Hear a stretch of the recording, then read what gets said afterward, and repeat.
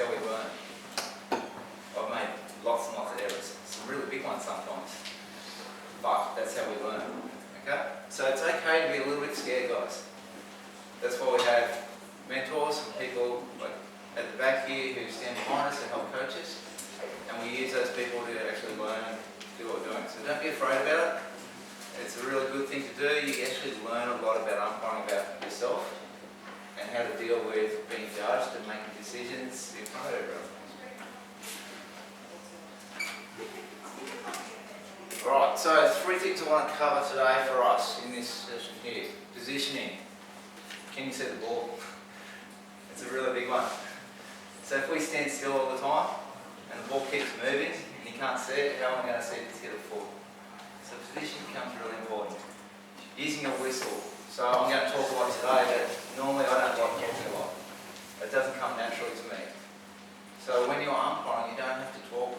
You can make your whistle do the talking for you. So I'll talk about that a little bit. And presentation. It's a really big one. Any other big things that people think about when they're umpiring? Alright. So What about players? Players.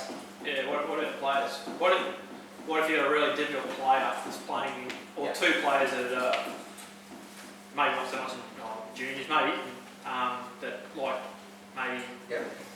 So, talking about what we're talking about being judged, what's our job as an umpire on the field?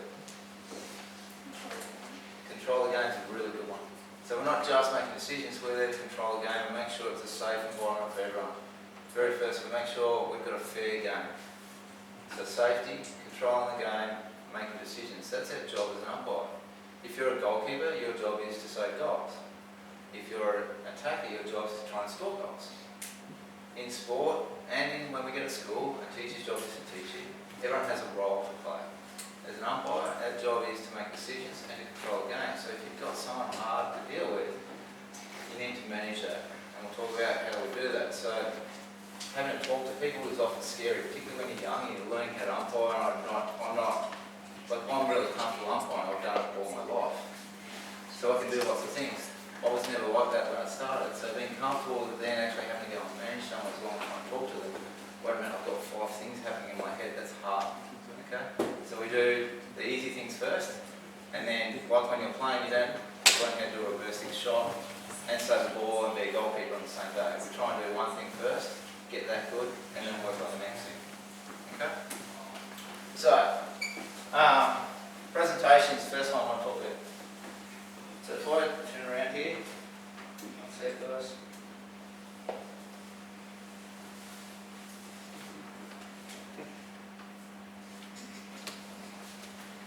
If I turn up, I want to umpire, I'm standing here like this, what does it make you think?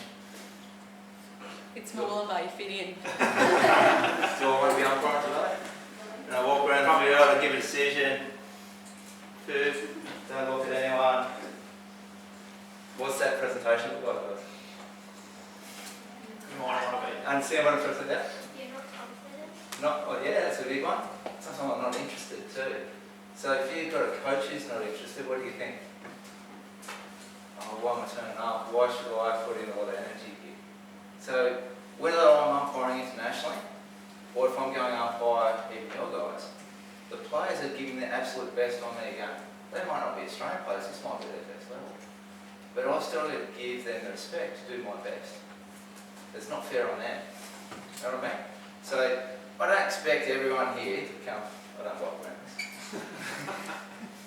But it's useful as a presentation. If I turn up here and I'm wearing a singlet and a thong, so you think I really care about talking to you guys? No.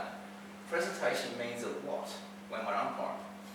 I don't expect you guys to umpire like I do every day, but when you give a big decision like penalty stroke or penalty corner, if I give it like you said, I don't look confident.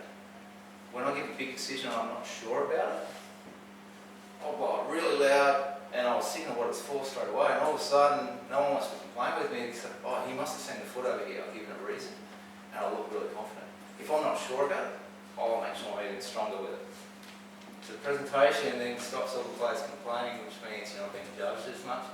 You can make your life really easy as an umpire if you look like you know what you're doing.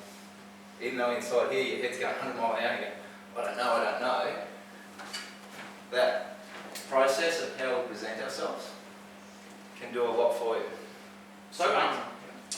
so in junior games, Adam, Yep. what would be some of the main reasons you blow the whistle? Like, I know there's obviously a foot. Yep. There's obviously be a stick check. You know, play hitting the sticks together, maybe going for a tackle or something like that. What else would there be in a junior game to pick for the guys to look out for? So, has there been, we talked about safety before, has there been a big body check where someone's knocked someone over? So when we talk about blowing a whistle, we have different levels of presentation. So, talk about what I'm wearing here, what this looks like. You're going to give a free hit for a foot or a stick check or something like that. It's just a little too. But when we've got a bigger decision, a safety decision, or I might need to give a card, I need to change my presentation. So my whistle is going to be a lot louder, and I'm going to sell it a lot more and make myself so that you want everyone to look at you. So if I've got something I need to tell everyone that's not okay, it's not just as a normal free hit. I need to blow my whistle a lot louder and make it look like I mean something here, I mean business. Okay, so I know a lot of us will umpire and then play the next game, or we've just played and we've gone to umpire the next game. So I don't expect you to do it all game, but when there's the moment that everyone on the field needs to look at you as an umpire, that's when you need to lift your presentation and go, yep, this is what I mean. And by doing that, the players get trust of you, because you don't look like I'm not sure. Because the minute you blow a decision, someone's sitting there like that, you go, do they really know what they're talking about? Or they're guessing. So that's where when you go and present it, you go, right, that's a free hit here, and you give a reason. There's a foot over there, and goes, oh, they saw something I didn't. And they trust you, and then you don't get the conflict or the judgment you were talking about before, where people start questioning you. So some of these little things here are tools when you're umpiring to make the job really easy. Does that make sense, guys? So presentation's a really big one. If you walk in and you're trying to get a job, do you wear your thongs and your war shorts? You present yourself well because you want to look the part and give good impression. Same thing when we give a decision, we present ourselves. It's okay when no one's looking at us, ball's the other end of the field, I don't care about it. You're relaxing a bit sore, that's okay. When you need to give the decision as an umpire that everyone looks at, that's when you need to present. Make sense, guys? Cool. So, a little bit like presenting, then we make a whistle talk. So, talked a little bit before, sometimes when you first start umpiring, you're a bit nervous, you're umpiring with friends, you might be umpiring brother or sister. So you don't want to talk because it's hard enough getting your head, you don't get a decision right and in the right place. So a whistle is a really loud thing. Everyone's hurt their ears when someone's blowing really loud next to them. That happen to people? Yeah. So when you want people to actually listen to you, you learn how to make your whistle talk. I don't need to talk with my words and my mouth. If I blow my whistle really loud, what's that mean? Someone's done something probably wrong. Yeah, boys? Stop and take it back or something? Stop and take it back. Oh, well, I was, going to say, done something Yeah. like actually bad. So if I blow my whistle like toot, everyone goes, yeah, okay, it's a free hit. If I blow it really, really loud, what do you do as a player? Stop. Stop and look at the umpire. He's not happy about something. He or she, sorry guys, isn't happy. So that's where we talk about different ways of using a whistle and making it talk. If we go toot, toot, toot, toot, toot, what's that mean? Take it back. Stop. Yeah, it doesn't mean I'm angry, but I still want you to look at me, okay? So there's different ways of using a whistle to make it talk. And again, like we're saying, tools so you don't have to talk to the players, so you don't need to be nervous about it. But one of the biggest things I say to young umpires here, get your position right so you can make the right decision. I'll come to position in a minute. If you learn how to make your whistle talk, by using different ways of blowing your whistle, it can make life really easy and it's not scary because I don't have to talk to people. I'm just blowing the whistle. Does that make sense, guys? Okay. And you can watch other sports. If you watch a netball referee, they use it differently. A rugby league referee uses it differently. But there's still, they will use their whistle language on how to communicate with players. Okay? So you can play around with it. I don't want to blow a whistle in here because everyone will go deaf. But have a think, a short whistle versus a long whistle versus a loud whistle, or lots of little whistles, and what does that mean? Okay? So if you've got a big decision that people aren't sure about it, I'm giving a free, there's a bad tackle outside the circle and we give it a penalty corner. Well, it's not going to be a little whistle, it's going to be a loud whistle, and it's a penalty corner because it's a big decision. Make sense? Most of the time a penalty stroke's a big decision, so it should be pretty loud. Okay? It's hit a free hit or it's a bad tackle, it's just a little whistle. Cool, guys? So go home, get in the backyard, annoy mum and dad really badly, and try blowing your whistle different ways. Have some fun with it. Might hurt the dog's ears. You've got a dog. But play around with it. Don't always just have to play around with things on the field. You can try it at home. So go and find a nice place, muck around with it at home, and see what you can do with your whistle. There's different sorts of whistles and that sort of thing. Everyone's got party pooper. And even that, you can tear the paper off and play with that, and different ways of making that talk. See if you can get your brother or sister's attention with it. Okay, positioning. So, why is positioning important? Why is it back? Because if you're not in the right position, you won't know the cause. Yeah. What else, guys? Well, you need to be in the right position to see the ball. Correct. Really important. Another one. What happens if you're a player and you look up and the umpire's at the other end of the field and they're blowing the whistle? They won't believe you. Correct. So trust and having people understand and go, yep, I believe the umpire. If I'm too far away, how are they going to see that?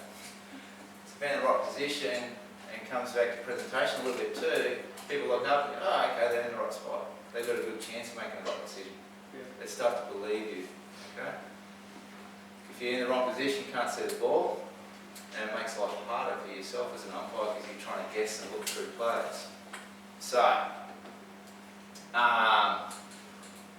yeah, obviously not too happy with something there. So what I'm trying to do here, hopefully this will work.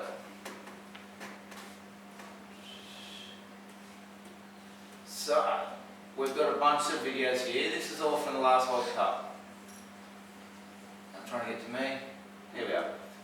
So, on here, when we do all the big tournaments, we have a whole bunch of clips.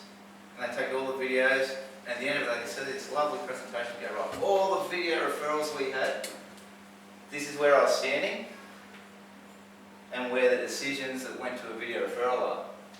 So when you look at our position, am I in a good position here when there's decisions for the same colour around here? I want you to think about this. We're going to have a look at a few videos and get you to tell me where I should be. I'm watching some of the boys and girls in the last game. When the ball's around here, where are we standing at the moment? A lot of people up here somewhere. Okay? So,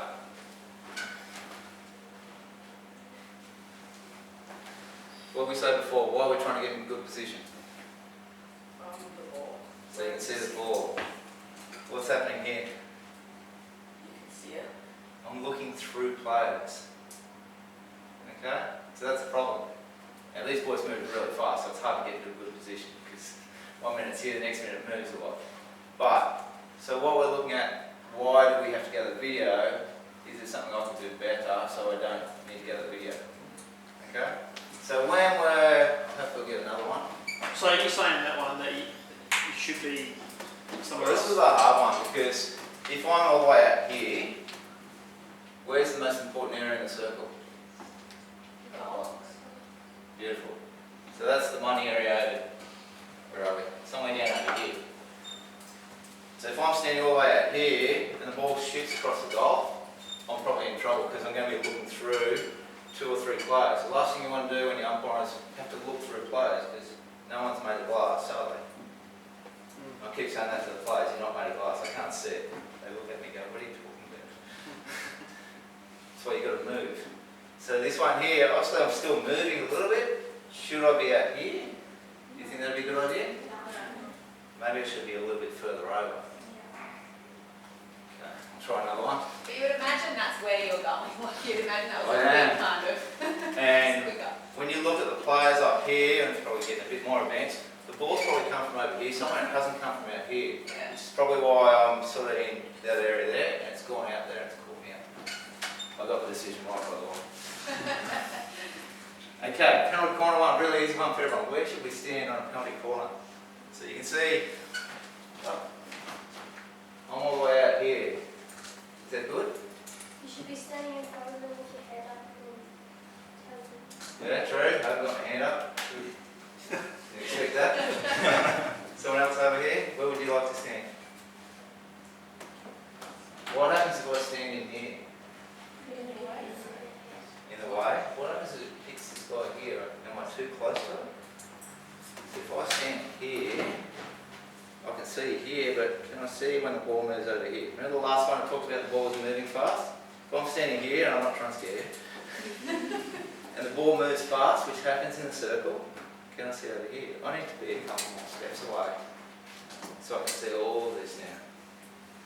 So if I stand in here, ball goes from there to there, what's the other thing that happens? My head's doing this. If I do that, can I see the ball straight away? If I'm standing back a little bit, I can see it here, I don't have to move my head. When the ball goes there quickly, I'm in a good spot, I don't need to move. Okay, so when we talked about position, I think the young fella up here said, if I'm in good position, the players trust me. If I'm in good position, I don't need to be moving constantly too. Okay, so when we're thinking here, I'll see if we can go to the next one, guys. It's a little bit like the first one. So that's a penalty corner. So this is actually penalty corner's going in process here. So those guys wanted a penalty stroke here. It's a really hard one, but you can see I'm trying to look through 1, 2, 3. It's a hard spot to be. Maybe it should be a touch more over here. But when you think about, I'm talking about how we're looking through players, and the ball's up in the middle of the field. Marker. So if I'm standing here and the ball's up in the middle of the field, we've got the same problem, haven't we? We're looking through players. If you come out to the sideline, instead of looking through everyone here, you open up your angles and now I can see all the way across. Okay, so you don't have to do lots of running, but instead of looking straight down the line, if I move all the way over here, now I can see in between all the players. And I'm in a better position. Does that make sense, guys? Penalty corners are getting pretty hard, guys. The ball's moving very quickly. And again, this is another one, so I'm still talking about, am I looking through two players? I'm not too bad position there. And I'm okay that I can still see different lines. If I'm standing over here, I'm looking straight across. I can't see the ball. So it might be 2 or 3 steps. And now I can see the ball. Much better position. Same again. See if we can find another one more upfield.